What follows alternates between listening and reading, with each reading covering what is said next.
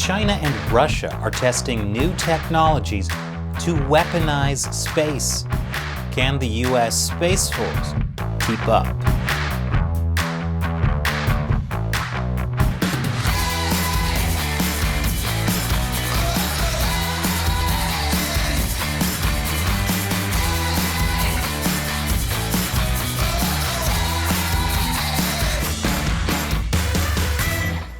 Welcome to America Uncovered. I'm Chris Chappell. It's the new year, and my New Year's resolution is to be healthier. Unfortunately, it's winter in New York, and let's just say I'm not getting my 10,000 daily steps in. The good news is part of being healthier is to eat right, and that's why I recommend starting your day with Magic Spoon. It's a high-protein, gluten-free, and low-carb cereal. And it tastes great. I'll tell you more at the end. So, it's been a little over 2 years since the U.S. Space Force was founded. While it was controversial at the time, probably because it was done under President Trump, there's no question that the U.S. needs to defend itself in space. Seriously, did no one learn anything from that documentary, Independence Day? And the U.S. needs to defend itself in space now more than ever, since Russia and China have both been experimenting with space-based technologies that could be used against the U.S. and its allies, and they're getting more and more advanced. Although Russia is still using old-fashioned space poison. And with both countries making moves to invade other countries, this could throw a real wrench in the U.S.'s response if they were to invade. 2 years ago, Russian spacecraft were found shadowing a U.S. spy satellite. Someone should probably warn that U.S. satellite not to drink any tea. And Russia's been conducting anti-satellite missile tests. The most recent one was just last November. Russia warned at the time that if NATO crosses Russia's red line, it risks losing all 32 of its GPS satellites at once. Although that won't be much of a loss if the GPS NATO uses is Waze. You want me to make a left onto a busy street with no light during rush hour? I hope Russia space poisons you, Waze. Anyway, Russia's anti-satellite missile launch targeted one of its old satellites and created 1,500 pieces of debris. While that's insane, it is a nice change of pace to see Russia kill something working for them that's not alive. Actually, I may have spoken too soon, because get this, the impact of the strike even put its astronauts on the International Space Station in danger. They had to shelter in capsules to avoid getting hit by the debris. And that debris is still wreaking havoc. Earlier this month, it came close to hitting a Chinese satellite. Russia gonna Russia. They created almost as much debris as an LA train heist. But in case you thought China was the victim in all this, it's not. China has been weaponizing space just like Russia has.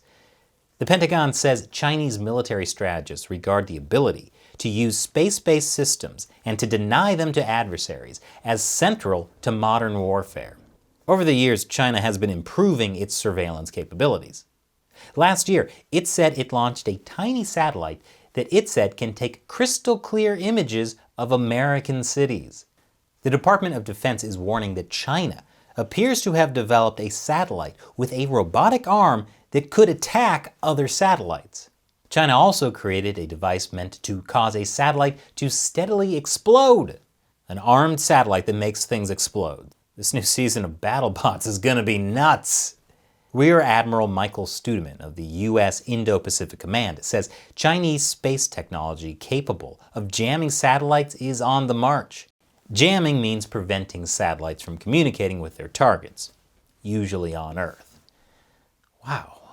So satellite jamming must be why that Tinder date I had 2 years ago never called me back. That's the only explanation. I didn't get ghosted. I got orbited. Space Force's Vice Chief of Space Operations said the U.S. is dealing with reversible attacks on U.S. satellites every single day.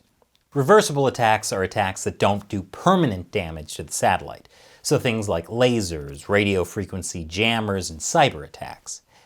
This makes it tricky for the U.S. to respond. Does temporarily disabling or blinding a satellite count as an attack? If so, how should the US respond? It's not worth going to war over the space equivalent of a satellite firing off a roast joke, even if it temporarily disabled the satellite's self-esteem when the Chinese satellite said, "You're so fat, when you have a stroke, you smell burning Texas toast." General Thompson says we're at a point now where there's a whole host of ways that our space systems can be threatened. And he warns that China could become the dominant power in space within the next decade, even overtaking the aliens from that documentary, Independence Day. So what has the US Space Force been doing to fight back? I'll explain after the break. Welcome back. According to Space Force's Chief of Space Operations, the US faces a space domain that has gotten a lot more competitive. And because of this, we might see a fighting Space Force this year. Ooh, what does that mean? A fighting Space Force? Isn't that basically the plot to Space Jam? Oh, please tell me they're not going to try and recruit R. Kelly. One way the US Space Force is fighting back is by launching inspecting satellites. These satellites are to keep an eye on its adversaries' satellites.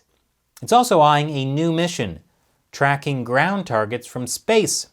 You might be wondering, those don't sound much like fighting capabilities.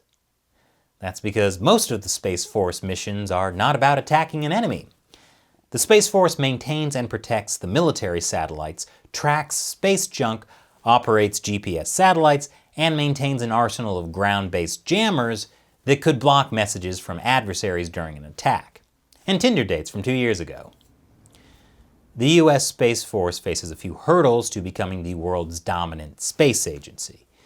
For one, it's just 2 years old, which means it's still a toddler. And you can't trust toddlers in spaceships. You're not even supposed to leave them in hot cars. The Space Force also has a convoluted and bureaucratic process for acquiring new technology, which many fear will prevent it from updating and diversifying its satellites. The clearest point of concern on Capitol Hill and among analysts is the sluggishness when it comes to space acquisition reform, hobbled by bureaucracy.